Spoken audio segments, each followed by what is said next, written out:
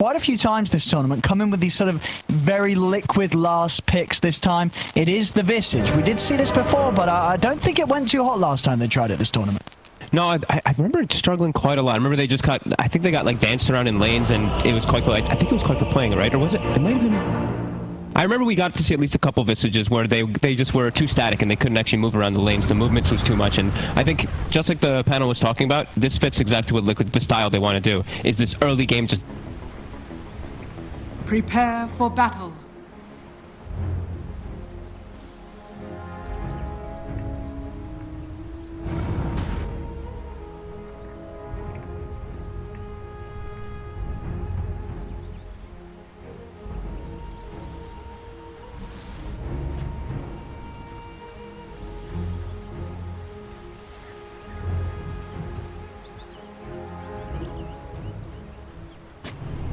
That great wave clear. Like looking at their lineup, who's going to be the one to just stop the tower pushes? Usually you have a hero that just parks himself like a Timber Saw or something like that, or just constant nuke like a Wind Ranger or Lina with nukes to push out those waves. They don't have this. When Liquid, if Liquid is able to actually set up on these towers, it's going to be problematic for Mudgolems. So I think they're going to have to just work around just picking these heroes off and not let Liquid set up. Like we saw Na'Vi actually do to Mudgolems yesterday.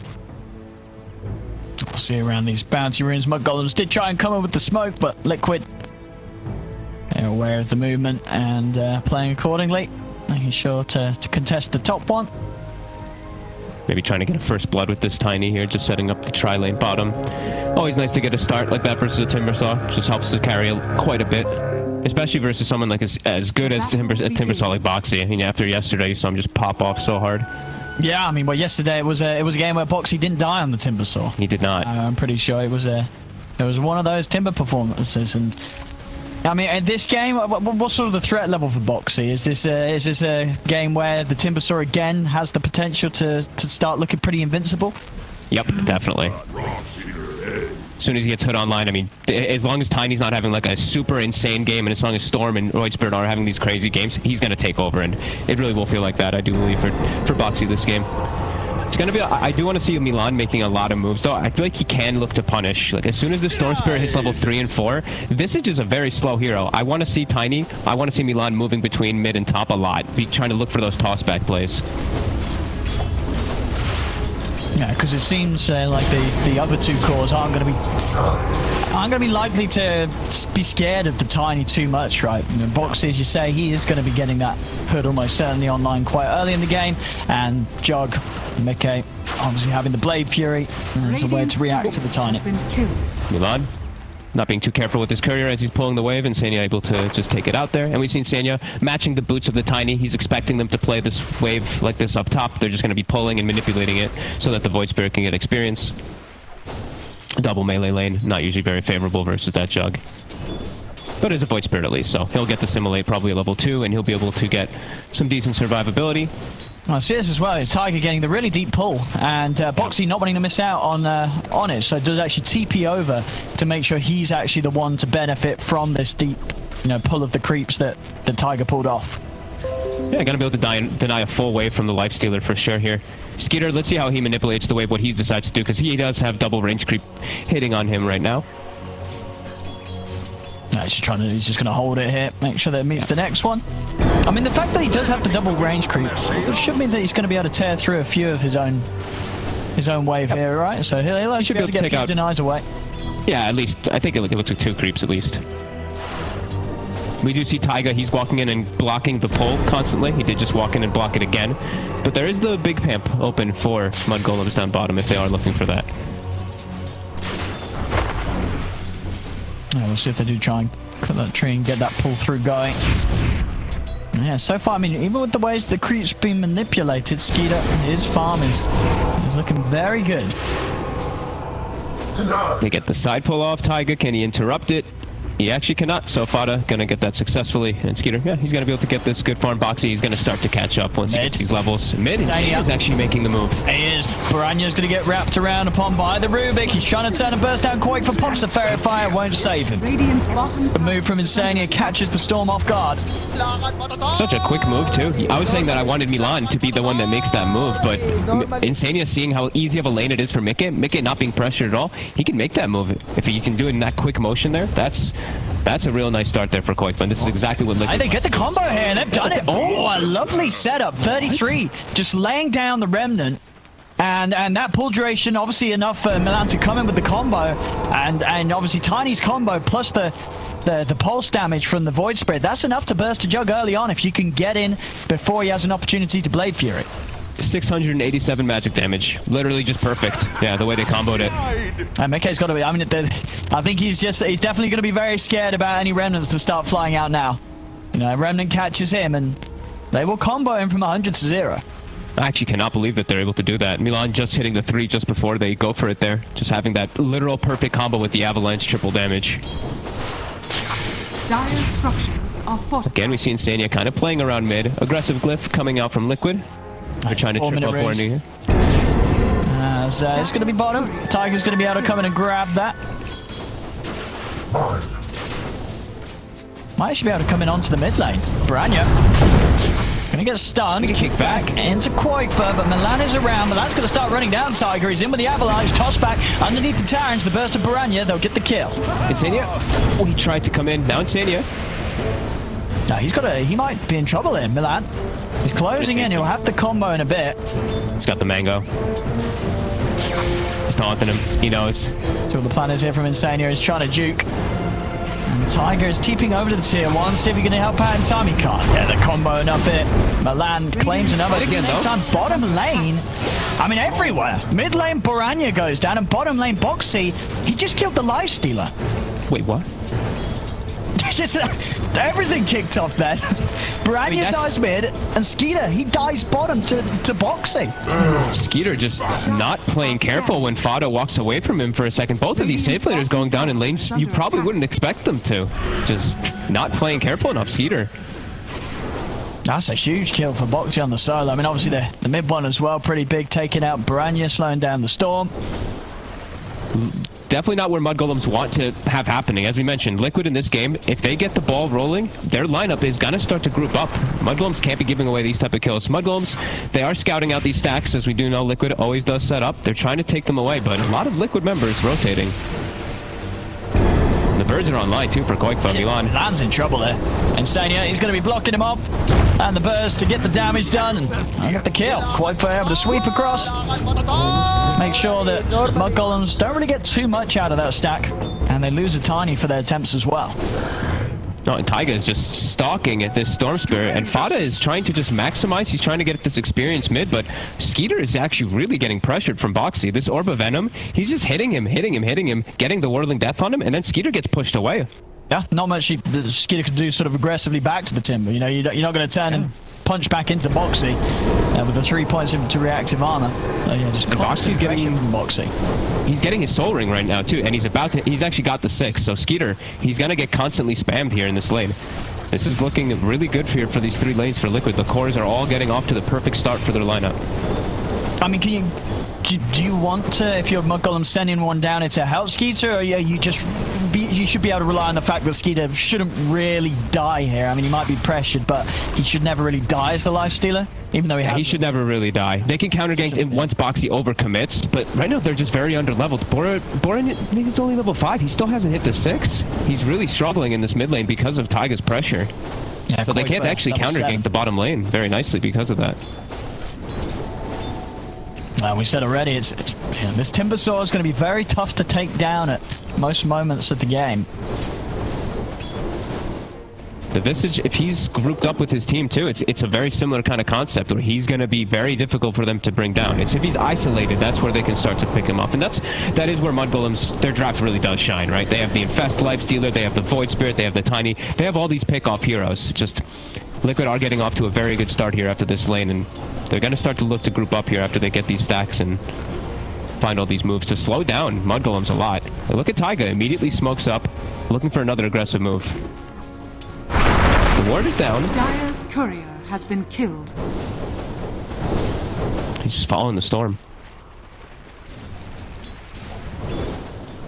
And during the downtime, Insania, doing typical Insania stuff, starts getting the double stacks going.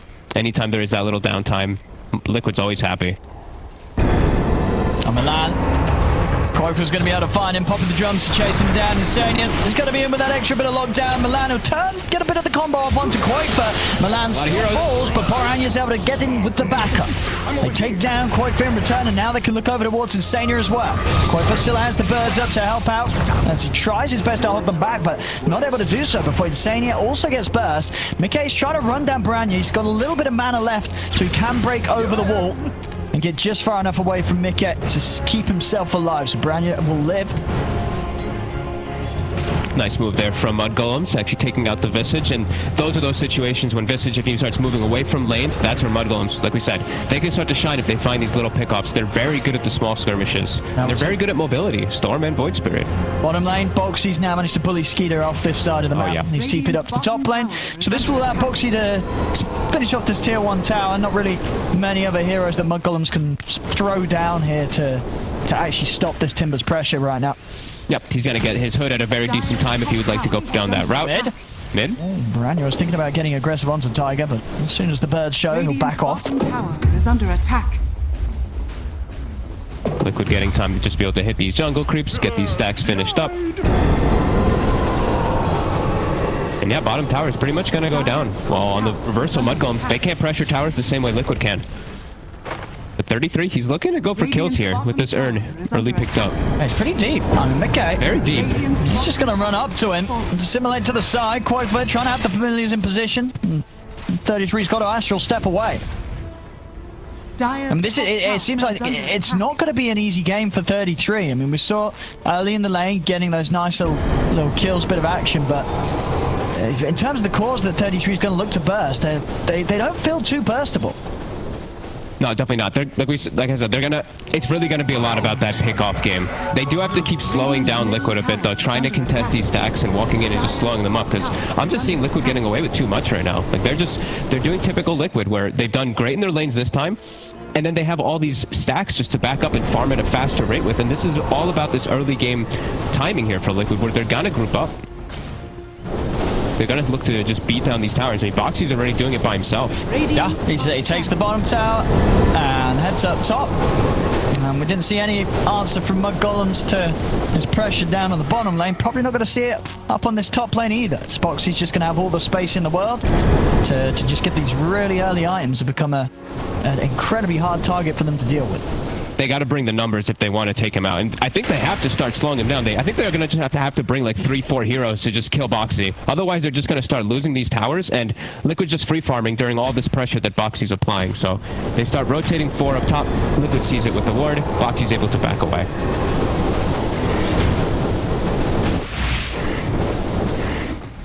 I'll see Poranya is queuing up the straight bloodstone this game. I mean, I think he knows that the way things are, the Orchid rush is just not going to be quite as effective, especially with Mickey getting this space to farm, and he's going to have the Manta done at a pace that would have been equal to the Orchid that Poranya would be able to pick up.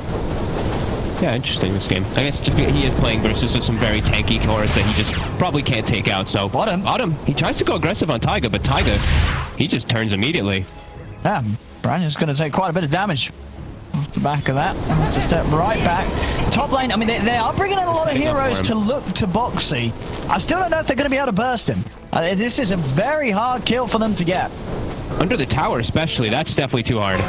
Skeeter popping the rage, and he's got to run. He has to run. The telekinesis is going to be up.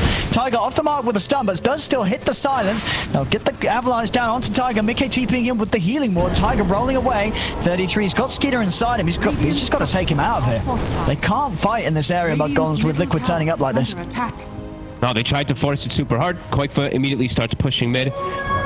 Oranya's getting good space down bottom, at least, to get some farm there, but yeah, I mean, pressuring Boxy is definitely looking to be quite a tough task. And he's still saving to show what item he is going to be going for. If it's going to be something like the Lotus Rush, or if he is going to go for his own hood. But I know it's not looking like he is going to finish that hood, looking for a bigger item. Yeah, he's queuing up the mech for his team. So those auras they're going to be really impactful. Mech, pipe, qojqva's going for the pipe. That's going to damage mudgolems a lot. As we said, they're already going to have damage issues. Yeah, when they have pipe and greaves, it's... I don't know how mudgolems heroes are going to kill these. The cores of Liquid. It does feel like one of those games that Liquid's managed to draft it in a way where they have these cores that just have the potential to be unkillable. Yeah, and they're free farming, and the thing is that they do scale very hard. Like the panel was talking about, this Juggernaut, he does scale very well versus the Lifestealer. Sure, they have to be a little worried because the Storm Spirit also scales and that Void Spirit, but they don't want it to even get to really that point. They probably want to close this game within the next, like, 15-ish minutes on the side of Liquid, unless they just get such a crazy advantage, which they really are starting to build up. I think, yeah, I mean, you can sort of see it and feel it from mudgolems there. They're wandering around the map, and it just feels like there's very little moves they can make. They're going to smoke up the three of them. See what they can find. Try to take advantage of the fact that Liquid just split up all around the map. They might be able to find some heroes here. Tiger could be an easy one if they can get on top of him. But he's out and away with the roll. He's not an easy one. They can't get on top of him. Maybe now they continue to sweep in. He's out with the roll, and yeah, they can't get him. They cannot get him here. And now the Oracle's actually in a tough position right in front of qojqva. He's got to put the false promise on himself here, Fada. With the rest of them by his side, actually coming in to give him that infest heal to make sure that he doesn't lose any HP during that false promise. But look at Liquid. Boxy immediately starts hitting top tower. The Jug doesn't care because he's farming a triple ancient stack while they're trying to pressure. You can fear mudgolems trying to force some type of issue, but Liquid reading it perfectly. Boxy immediately, when they start pushing a tower, he goes and parks himself there to defend it, so they can't apply pressure. This is just fantastic coordination coming out from Liquid, and they're starting to get this timing all together here. The pipe is about to be finished, and the mech is done. And we see this build for 33. It's something that some Void Spirits are now starting to experiment with. Are you a fan of this? Dire's top tower. Oh, I actually have not gotten to see this. So the idea is that, I'm pretty sure at least, when you use the Astral Step, it doesn't proc the Echo, so you can Astral in, hit them with the Echo slow, and that gives you a very solid setup to land the Remnant. And obviously the stats are decent, so that's sort of the idea. Some Void Spirits are starting to use it. It's still not most of them. I don't think this is going to become the go-to build anytime soon, but it's something new that some players like to build on Void Spirit. Sounds very 33-esque. Yeah. But items are online. Now everything is there for Liquid. They've got the mech, they've got the pipe, and yeah, I'm really not too sure what mudgolems is going to be able to do to actually just fight them. I think they have to just split the map up and hope that Liquid overextends to pick off some of these heroes, because it feels like it's going to be tough for them to kill them with all this sustain. Yeah, it's like, how does Boxy die? I mean, when he has Greaves, it's just hard to you sort of do the maths. You add up all the outgoing numbers from mudgolems, and it doesn't add up to 1800 HP when you take into account the heals, the magic resist, the armor. No, and they're applying this pressure. There's a blink on Milan. Let's see if he can try to get some tossbacks and stuff. Maybe if they can get this positioning out of the way, but not when Liquid is invading this hard. You can see how strong they know they are at this moment. And mudgolems, they just have to go for some trades. Hit this mid tower. Gonna have to accept the fact that they're gonna lose control of their jungle and their outpost here. 16 minutes in, a tier 2 taken by Liquid. 3k up. Kills are still pretty low, but I think Liquid aren't too fussed about that. It fits with the way they want to play this game. Yeah, this isn't a kills game for Liquid. This is a kills game for mudgolems, where they have to start wreaking some havoc. Liquid just has to keep moving around together as this unit. Don't let Visage, don't let qojqva ever get caught off in the rivers by himself. And yeah, the plan is working so far. Oxy's the only one who's really been showing himself in those dangerous, precarious positions, and like you said, there's no way that they can punish him. They can't kill him. He's gonna have Greaves in a few hundred gold. I think he could probably just walk down mid and sit under tier 4s. They probably wouldn't still kill him.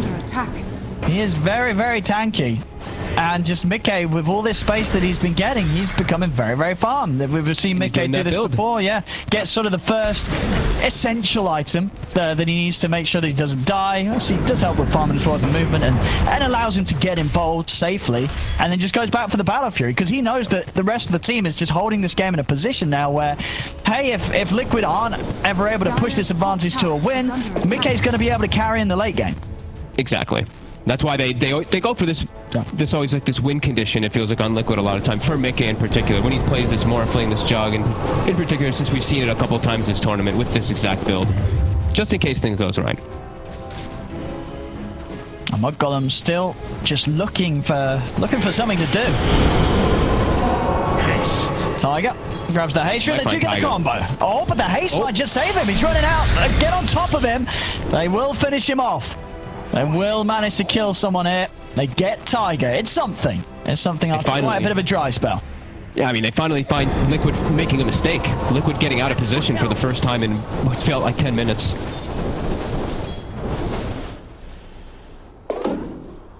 As right now we see Boxy, they're very aware of the positioning of Mudgolems. qojqva continued to play aggressive bottom because they have this control of this outpost here. He feels very confident to play down here.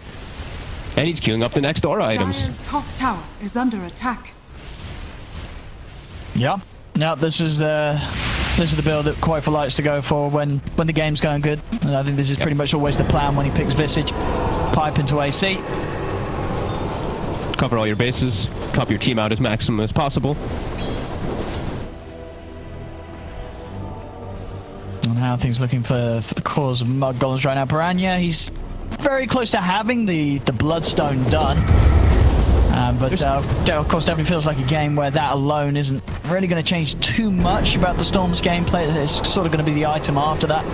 Yeah, I mean, they're still farming at a decent rate. It's what they're up against. It's this damage mitigation lineup that Liquid's drafted, this heavy push lineup to an objective-taking lineup. They have Mudgolems. We're going to have to see how they ever are going to be able to actually contest it when it is a full 5v5. It does feel like that 5v5 is going to feel very difficult unless they can just pop heroes with this Infest, with this Storm Spirit. And also just make sure that they can take out the Healing Ward. I think that's another reason why he's going for this, like, not like weird Bloodstone build, but going for this build first. Because then he can just zip in, not be too at risk of dying instantly while he kills that Healing Ward and be able to zip out. And it works really well with Oracle. See in the jungle. Liquid, they're going to get across. They're not going to be able to find it back. Nicely done by Milan. Yeah, Tiny able to cover it. Ensure that they do still maintain one of the outposts at that 20-minute mark. Mudgolems. Ooh, Arcane Rune top. At the same time, I believe that the Bloodstone is being delivered. Let's see if they can do anything now, Milan. It's got Skeeter in it. Looking for some sort of setup, but as we've seen so far, Liquid not really allowing any opportunities where the easier to kill targets are alone. C33 continuing on this, the 33-esque build, the Echo Saber into Deso. And he has got it done, so I mean, 33 does continue to be very farmed on the Void Spirit this game. This is some big items coming out at some very good times. They're definitely going to scale as well. Mickey's got that Battle Fury finished now. They will take out one of the birds. qojqva's just going to resummon. And Liquid does still have to be careful to just sit behind certain heroes. At least sit behind qojqva. He's probably the only one that can die if they do commit onto him. Yeah. Boxy still feels pretty invulnerable. So does Mickey for the most part. And Mickey, with that Battle Fury done, is now going to continue to just push the difference between him and anyone else in this game. He's going to be farming at a pace they can't keep up with. Mudgolems, they do see an opportunity to head into the pit. And this is a nice move because, as we've seen, there's not really much more they can do on the map right now. Going for this Roshan with the Deso done on 33, helping them that little bit extra. They're doing it at a very good pace. They're going to be able to take this down without Liquid doing anything about it. Now the Aegis, where Mudgolems, they're going to try to make a risky play. Yep. I'll see what sort of opportunities Piranha can find on his Raider. As Liquid. Still lots of safe spaces to play in, though. Still with having their tier 1 still standing here at 22 minutes. Yeah, I mean, Boxy's... I was like seeing Boxy's heat map. Just when certain creep waves are pushing in, Boxy's just the one to eat the scary creep wave every single time. Just that deterrent from them getting any extra map control. This farm on Mickey is just continuing to look very scary. And just the levels as well. He's basically level 18. Both cores on mudgolems still sitting at level 14. So 22 minutes in already, a 4-level difference. Yeah, and he switched. He had the Basher initially queued up. I think he wanted the control versus the Storm, but then he thinks, you know what? No, Life versus Lifestealer and versus Oracle. The Scotty actually makes quite a bit of sense if he does commit for that one, and he has committed now. That slow versus the Rage, the preventing of the healing during the Oracle ult as well. Yeah. It definitely shows benefits. It's incredibly strong this game, and also just nice, even against the Storm, you know, sometimes Baranya's relying on that Bloodstone heal to keep himself alive. Yep.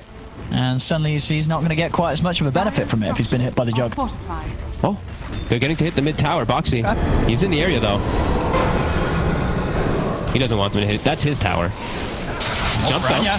He's going to look to jump in on Insane. As you said, go for the easy one first. They won't quite get it. Oh, he's able to jump into the bird.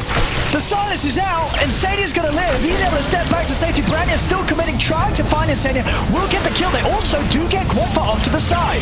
On the back of it, Mickey looking for Fada, but Fada keeps himself alive with the false promise. Branya, he's going to look for Insania a second time, and then Insania is going to be a dieback. They lose the Rubik twice here, Liquid.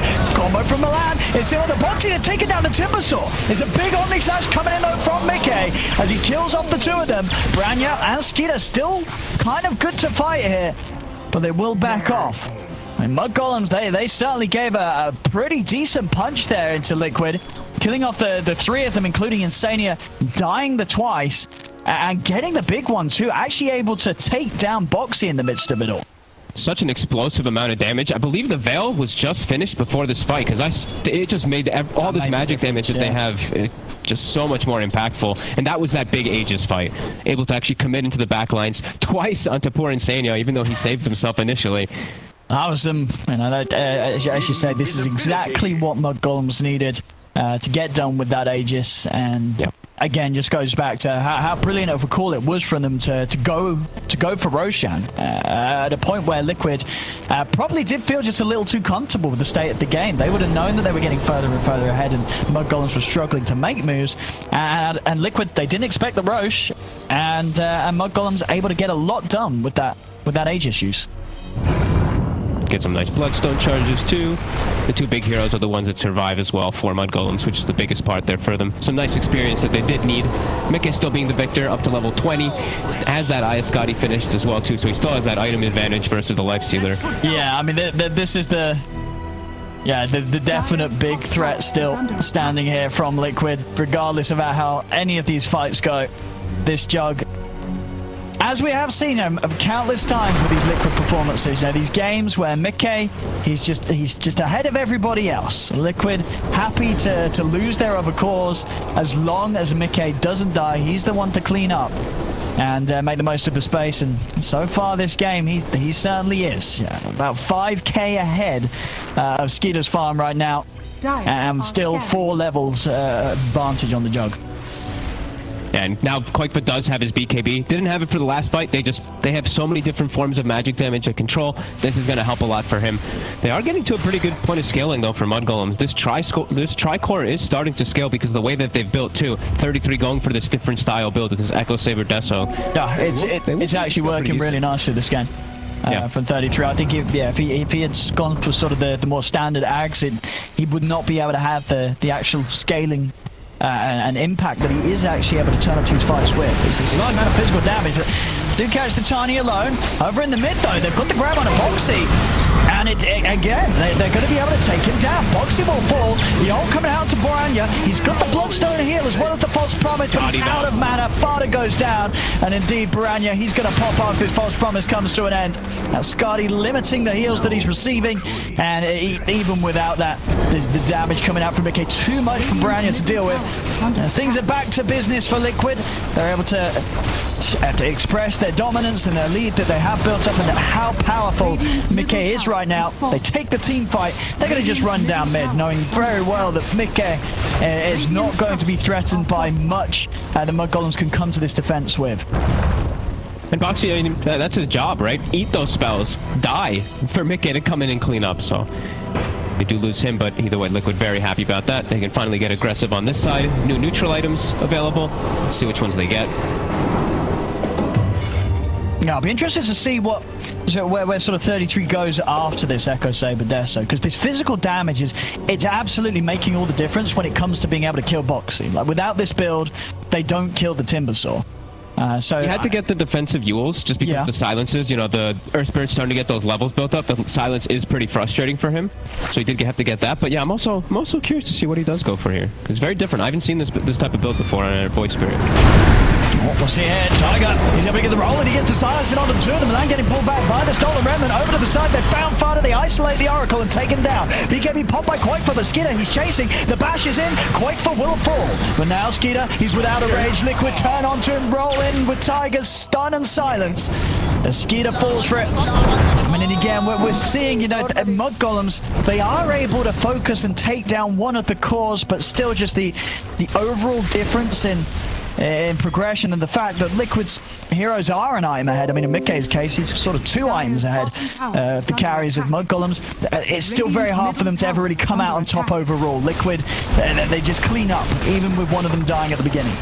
And mudgolems, they're slipping up a bit too here with these mistakes. They didn't have everybody in there for that invasive play either. Liquid, they just outnumbered them because it's right next to their side of the map. Storm wasn't anywhere near. Yeah, they're having a tough time going for these invasive plays versus Liquid versus this insanely farmed Jug. And I mean, that was without Omni Slash. Omni Slash is back up. He's about to have Butterfly finish too. Milan. I mean, how do they beat this Jug? How do they do it? They're going to try Piranha. He's rolled straight in. Oh my goodness, he's dead. Oh, he rolls in. He didn't use the BKB. He just got lifted. He just spent the gold for it. And he didn't have the TP either, right? Did he try and do the TP? What a surprise. Radiant's bottom tower. No, I think he just TP. Yeah, not quite sure what the plan was there from him. Jump. They got Mickey. They got Mickey. They get Boxy as well. They're turning over to him. They're going to get Boxy too by the looks of it. But he bashes. They get Boxy too. Jump over as well. Look at the Tiger. They're able to trip him up on the attempt to roll out Yule Scepter into the Remnant. They're going to have the damage to take down another. It doesn't matter. The Piranha throws his life away. That was all part of the plan. A very weird, twisted plan of Piranha go in and feed. It works out. Liquid feel confident to stick around, and they actually find the window to somehow burst Mickey. This 2600 HP Jug. They were able to kill him, Fog. The amount of damage that 33 is able to do, they throw the veil out, and just it's all this pop damage that he's doing. Everything explodes at the same time. He's controlled during all of it, and it's 3,000 damage instantly during a toss combo because of all this. That is excellent impressive stuff from the voice, bro. Any other offlane hero with any other build, I don't think would be having the impact he is right now. You know, you can't understate just how much of a difference it is just having having a Desolator on your side. You know, especially when you have a hero like the Lifestealer just being able to lock down onto a target and take them out. It's making all the difference, and it's absolutely keeping mudgolems with a very good chance in this game. They get the catch straight in. They're catching Liquid off guard when they're not fully respawned. Liquid did peek out there to try to get some information, but picked off, and now a BKB charge for qojqva used. Mudgolems punching back strong here. That's a big hit. Fest plays. And just going to show that Mikkei, as farmed as he isn't actually untouchable. They can kill this Jug, despite him being multiple items ahead of any of their own. Has fallen. Yeah, they just have to be more aware of it. I just think that it hit them completely off guard. It just was not something they expected at all. They have to be able to get the glimmers, all these protective items onto him. And now, I mean, Roche does respawn. It's Liquid. Up. I feel like they have to contest this. They can't let mudgolems get this. Oh, Piranha spent all his mana and zipped out. What was he zipping for? He almost died for it though. He zipped right in front of them with 0 mana. Why did he zip over to the mid lane? What was he trying to do? He's got to reset, go back to base, and that will mean that they can't sort of safely commit for the Roche anymore. Despite nearly bringing it down to half HP, they've got to wait for Piranha to refuel and walk his way back out of it. They still have this ward on the high ground though, mudgolems. They see everything. 33 is going to charge in. They're looking for Mikkei. Mickey. This time Mickey's able to get the Blade Fury off. Telekinesis up onto Milan. Milan's going to fall. False promise, keeping 33 safe. He's going to be able to jump down from the high ground in a little bit. He's out of there. He'll back off. The chase is going to be on though from Liquid. Roll forward. They're on to Fada. Buyback comes out from Milan. Fada won't be able to save himself though. Also has buyback available if they do want to commit and stop Liquid from getting the Roche themselves. As Liquid, they're into the pit now. Radiant's courier has been killed. Mudgolems, they'll still want to contest this. The Infest is ready again, and the Aghanim's is done also. 33 full committed on the Perfect. Okay. And that AoE silence could certainly catch Liquid off guard. See if they can time it though. Liquid they're getting, he's going to drop with the jump in. They get the kill, but Mickey is able to pick up the Aegis. Instantly with the silence down onto 33, he'll fall. Skeeter's been left in the pits. A big Omni Slash from Mickey cuts down the Life Stealer. A solid attempt there from 33 to make the steal happen. But Mickey just a little too fast on his fingers, picking up the Aegis before Mudgolems could do so, despite Mudgolems being the ones to actually find that last hit on Roche. That's not what they're after there. They're still losing the Aegis to Jug. They're pretty much the worst situation for Mudgolems. Yeah, just Mickey too quick with his fingers there, gets the Omni Slash, and they actually ditch Skeeter pretty hard in the pit there. He had the cheese, but wasn't able to get it off. He has buyback, he might be forced to use it. They're committing for the base. Yeah, they're looking to try and end this now, Liquid. Fortification will come up. See how much hesitation that will give them. They want to at least force Skeeter to put that buyback. But 33 himself, after that Axe purchase, not having the money to come back in, so he's out for 30. They're going to look to zip in. Look at the backlines. Brandy's going to go on to Insania. Jump out for the life steal. Silence to take him down straight away. Milan's in with a big avalanche. Insania, he's able to get out the glimmer. False promise. Use on Boranya to keep him alive. Telekinesis from Insania stops Boranya from being able to chase down the Rubik. The stun control's there from Tiger. Boranya is being knocked down. He's still trying to finish this Rubik, but Boranya's so low. He's ticking down to the Spirit Vessel. Tries for the TP out, but Boxy's in with the Timber Chain, takes him out. 4 dead. A buyback will come out from Boranya. He's desperately trying to hold this, but the Ancient is falling. Tiger and Mickey just looking to close it. 33 back in action, jumps in with the silence, catches qojqva. Boranya will be able to find it. They've got fortification. It's keeping the Ancient alive. Boranya is getting low. They've got the silence onto him. Mickey and Tiger trying to ignore it. They're looking to end it, and they'll be able to do so. Liquid will close up game 1.